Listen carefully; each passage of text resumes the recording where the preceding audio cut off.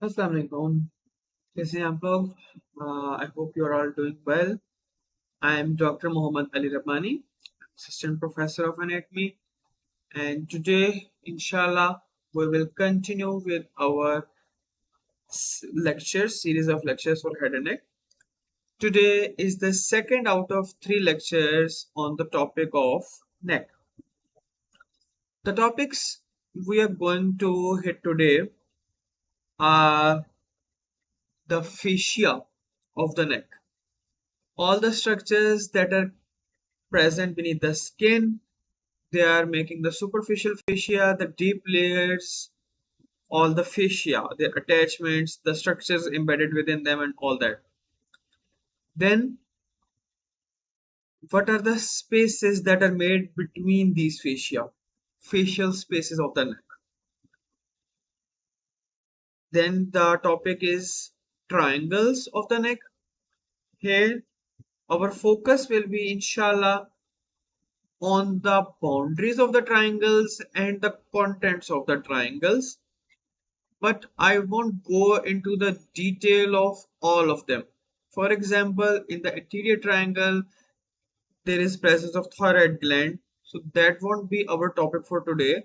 But we will discuss how each and every one of the triangles is formed and list their contents.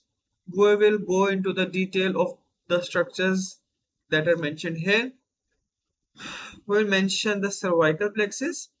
It will help you get a better understanding of the muscles innervation, the muscles that we discussed in the previous lecture, and the sympathetic trunk. That inshallah we will be done with this topic also. So for the neck, our the next session, the third session of the neck, we will be majorly focusing on the vessels, the arteries, the branches, the veins, the lymphatics. The viscera of the neck, there are separate days system wise.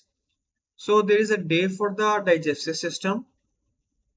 On that day, we will start from the lip and go all the way to the esophagus.